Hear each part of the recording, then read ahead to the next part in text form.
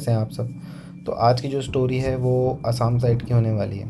हम लोगों ने काफ़ी कुछ सुना है कि पहाड़ों पे बहुत ज़्यादा इंसिडेंट्स होते हैं इस तरह के।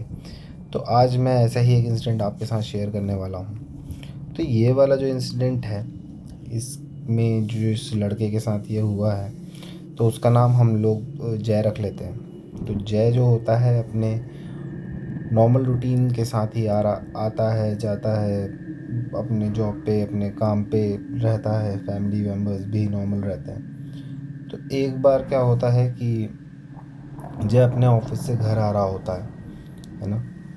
और ये कहानी स्पेसिफिकली तो भूटान के बॉर्डर के साइड की है। तो जब जय अपने बाइक से आ रहा होता है तो अराउंड उसको अपने घर से आने जाने में कुछ 25-20 किलोमीटर का समय लगता है। तो डेली जब वो आता जाता था तो उतना नहीं होता था, बट एक दिन जब वो आ रहा था तो करीबन अराउंड आप कह लो दोपहर के 3 या 4 बज रहे होंगे।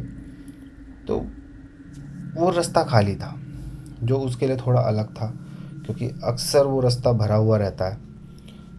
तो अब दोपहर का टाइम है, अब इंसान जो सोचेगा यार दोपहर के टाइम पे ऐसा कैसे हो सकता है। तो यही जय के भी दिमाग में यही बात आई। तो जय नॉर्मली जा रहा था, और क्योंकि ट्रैफिक नहीं था तो अपना नॉर्मल स्पीड अपना 40-50 में अपना जो एक क्रूजिंग टाइप होता है उसमें क्रूज़ कर रहा था। तभी उसको वहाँ पे एक लड़की मिलती है ना। लिफ्ट मांगती है तो वो भी थोड़ा सा कहता है चलो ठीक है कोई बात नहीं दे देते हैं। तो नॉर्मली डे लाइट में होने की वजह से तो जल्दी कोई ये बात सोच भी नहीं सकता कि डे लाइट में ऐसा इंसिडेंट होता है। जय ने लिफ्ट दिया, जय लड़की के साथ आगे की तरफ बढ़ा। और पहुँचते पहुँचते वो, जैसे होता है ना चलाते समय हम लोग पीछे की साइड देखते हैं, थोड़ा साइड वाइड देखते हैं, तो उसने जब पीछे वाला मिरर देखा तो उसको अपने पीछे कोई बैठा हुआ दिखाई नहीं दिया। तो जब वो थोड़ा सा हैरान हुआ, उसने बाइक रोकी, अब देखा तो कोई था ही नहीं, है ना। वो थोड़ा हैरान हो गया, क्योंकि भरी दोपहरी में इस तरह से किसी चीज़ का दिखना नॉर्मल नहीं होता। तो कोई बात नहीं, तो जय आगे बढ़ा और अपने मतलब भगवान को याद किया और फिर आगे बढ़ गया। अब जब वो घर पहुंचा तो घर पहुंचने के बाद वही नॉर्मल जैसे थका आ रहा था ही, राइड करके आया था अपना आराम से, थोड़ी देर पानी पिया, लेट गया। अब उसने ये इंसिडेंट किसी को बताया नहीं था तब। अब जय जो है वो जब बैठा हुआ था तो उसने नोटिस किया कि उसके आसपास कुछ है। तो पहले तो उसे लगा कि शायद मेरा वहम हो सकता है, बट जब उसने मिरर की तरफ देखा तो उसे कुछ दिखा वहाँ पर। वो थोड़ा सा शॉक हुआ। शॉक होने के बाद जैसे पैनिक हो जाते हैं, क्योंकि थोड़ा सा तो बिलीव बन जाता है, क्योंकि ऐसा होता नहीं है। आदमी दिन में तो हेलुसिनेट करता नहीं है, शाम का टाइम हो तो फिर भी एक बार को सोचता है कि हाँ चलो कोई बात नहीं, हेलुसिनेट कर रहा। पर दिन दहाड़े हेलुसिनेशन थोड़ा अलग होता है ना। मतलब आप खुद इमेजिन करो ना कि आप दोपहर में आराम से अपने घर में बैठे हुए हो या कहीं से ट्रैवल करके आ रहे हो, तो बहुत कम रेयर चांसेस होते हैं कि डे लाइट में इस तरह का इंसिडेंट होता है। अब वो डरने के बाद, उसको जब वो दिख गई उसके बाद वो आराम से बैठा, थोड़ा डर के। फिर उसने अपनी मम्मी को बताया कि ऐसे ऐसी मुझे कुछ दिखाई दे रहा है। तो जब उसने अपने माताजी को बताया कि मुझे ऐसा कुछ दिखाई दे रहा है, तो उसकी मम्मी ने पहले तो वही नॉर्मल नज़र उतारा ही, और थोड़ा सा जल वल जो भी डालना है डाला अपना, और फिर शांति हो गई। ठीक है, जो अभी थोड़ा नॉर्मल हो गया। उसके बाद रात को क्या हुआ, रात को जैसे होता है ना कि आपके बेड के पास कोई खड़ा है और आपको देख रहा है। अब जय को ये वाली फीलिंग आने लगी कि कोई खड़ा है और मुझे देख रहा है बीच रात में, मतलब नींद में। तो पहले उसे लगा सपना होगा, बट क्योंकि इंसिडेंट बढ़ रहे थे, दोपहर से लेकर रात तक इंसिडेंट थोड़े बढ़ चुके थे, इस वजह से उसने ज़्यादा ध्यान देना शुरू कर दिया था। अब रात में उसे जब ठंडक महसूस होने लगी, ज़्यादा वो चीज़ समझने लगा, तो उसे लगा कि प्रॉब्लम ज़्यादा शायद बड़ी हो सकती है, इसके बारे में किसी से बात करनी पड़ेगी मेरे को। तो अभी सबको सोचते सोचते जब नींद में उसे उस लड़की की आवाज़ सुनाई दी। अब जय थोड़ा घबरा भी गया। अब वो लड़की थोड़ा सा, मतलब आप कह सकते हो कि प्यार वाले टोन में बोल रही थी, जय जय जय। तो अपना नाम रिपीट होने के बाद इंसान थोड़ा सा सक पका जाता ही है। अब जय ने भी बात करनी शुरू करी, कौन है यहाँ पे, क्या चाहता है। तो उस लड़की ने जवाब दिया कि जय तुम्हें डरने की ज़रूरत नहीं है, मैं यहाँ तुम्हारे साथ रहने के लिए आई हूँ। तो जय ने कहा कि मेरे को ऐसा कुछ नहीं चाहिए और तुम यहाँ से चली जाओ, मुझे प्लीज़ छोड़ दो और मुझे अकेले रहने दो। तो उसका रिप्लाई आया कि मैं तुम्हें नहीं छोड़ूंगी। अब जय और भी डर गया। तो जय ने पूछा कि तुम मुझे क्यों नहीं छोड़ोगी। तो कहे कि मैं तुम्हारे साथ रहूँगी और मुझे तुम अच्छे लगे हो, दैट्स इट। अब सुबह होते होते जय को ना बुखार बहुत ज़्यादा चढ़ने लगा। डॉक्टर्स को दिखाया गया तो थोड़ा सा उसका बुखार थोड़ा नॉर्मल हुआ। जय रिजिड हो गया था, क्योंकि जब आप किसी आत्मा के ना कहने पे चल रहे हो तो वो रिजिड हो जाती है और वो फिर आपको मजबूर करती है कि हाँ आप उसकी बात मानो। तो जय ने भी जब रिजिडनेस अपनी थोड़ी सी कम करी ताकि वो थोड़ा सा मेरे को जाने आने दे कहीं। तो जब उसने उसको हल्का सा, मतलब रिजिडनेस उसकी कम हुई, तो जय थोड़ा बाहर निकला।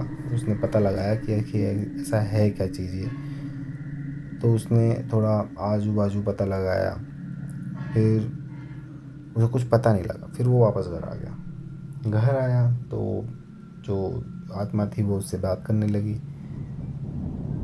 अब जय थोड़ा समझ गया था कि अगर मैं नेगेटिव पॉइंट पे इससे बात करूँगा तो ये मुझे कुछ भी कर सकती है, क्योंकि बुखार बहुत ज़्यादा होने का मतलब भी आप समझ सकते हैं, है ना। तो जय ने उसको आराम से ही बात करी कि तुम कहाँ से हो, क्या है, तुम्हारी मृत्यु कैसे हुई। तो उसने अपना नाम बताया और ये बताया कि मैं कहाँ से हूँ, ठीक। लेकिन ये नहीं बताया कि मृत्यु कैसे हुई थी। अब ये जानने के लिए जय जो है अगले दिन निकला और उसने कुछ आर्टिकल्स पढ़े कि वहाँ पे कुछ ऐसी डेथ हुई थी कि नहीं हुई थी। तो वहाँ पे उसको एक आर्टिकल ऐसा मिला नेट पे कि हाँ एक लेडी थी जिसकी डेथ हुई थी और वो मैरिड थी, बट काफ़ी टाइम से कंसीव ना होने के कारण उसने क्या कहते हैं, उसके पति ने उसको मार दिया था और दूसरी शादी करने की मतलब कोशिश करी थी, कुछ ऐसा ही कुछ उसने कहा। अब वो घर आया। अब घर आने के बाद जब उसे सब पता लगा तो वो थोड़ा सा शौक था कि अब मैं इसके साथ करूँ क्या, मतलब क्या मेरे पास ऑप्शन है कि किस तरीके से मैं इसको बाहर कर सकता हूँ अपने जीवन से, क्योंकि इस तरह से किसी भी आत्मा को अपने पास बहुत ज़्यादा समय तक रखना भी सही नहीं होता है ना। तो वो अपने दोस्त के पास जाता है, दोस्त से बात करता है कि भाई ऐसा ऐसा सीन अब मेरे को लग रहा है, ऐसा मुझे डर लग रहा है, तो मुझे क्या करना चाहिए। तो उसका दोस्त जो होता है वो कहता है कि ठीक है कोई बात नहीं, अभी चलते हैं, एक पुजारी जी हैं जान पहचान के, तांत्रिक हैं, उनसे बात होगी तो बता देंगे कि क्या करना है। ये दोनों जाते हैं, बात होती है तो पुजारी जी कहते हैं कि तुम खुशकिस्मत हो कि बच गए हो, उस रास्ते पे तुम्हें नहीं रुकना चाहिए था, बट अब वो आ गई है तो थोड़ा सा हवन यज्ञ लगेगा जिससे कि वो पूरा हो जाएगा। तांत्रिक ने सिंपली उसके घर पे जाके एक पूजा करी। अब क्योंकि आत्मा को पता लग गया था कि अब ये गलत कर रहा है ना, तो थोड़ा सा ज़्यादा एग्रेसिव हो गई, थोड़ा इधर उधर चीज़ें होने लगी ज़्यादा ही घर में। जब तांत्रिक ने फाइनली वो पूजा जो है वो कर ली, उसके बाद उन्होंने ये कहा कि देखो मैं इसे बांध के तो लेके जा रहा हूँ, बट ये वापस ना आए, इसलिए इस घर को रक्षा कवच में रखना होगा। अब सब कुछ ठीक हो गया था, तांत्रिक जी चले गए थे, बट कहानी थोड़ी सी इसमें रह गई, क्योंकि आप ये देखिए कोई आत्मा बिना कुछ करे इतनी आसानी से कैद नहीं होती है। तो जब वो कैद हो गई थी, तांत्रिक महाराज जब उसे लेके गए और एक जगह उसकी मुक्ति का जब कार्यक्रम कराने लगे, तो उससे पूछा गया तुझे क्या चाहिए। अब देखिए हर आत्मा जो होती है, इंसान जो होता है, जब वो मरता है तो कुछ इच्छाएं होती हैं जो वो लेके मरता है। तो इस आत्मा की भी एक इच्छा थी कि ये मतलब कंसीव कर सके, इसका एक बच्चा हो। तो तांत्रिक ने कहा देखो अब इस जन्म में तो ऐसा हो नहीं सकता, तो आपको भगवान से ही प्रार्थना करनी है। मैं आपके लिए प्रार्थना करता हूँ, और हो सके तो अगले जन्म में आपको जो भी भगवान कहेगा वो मिलेगा। फिर उसने कहा कि मुझे जय से मिलना है, एक आखिरी बार जय से मिलवा दो। तांत्रिक ने जय को बुलाया, जय आया।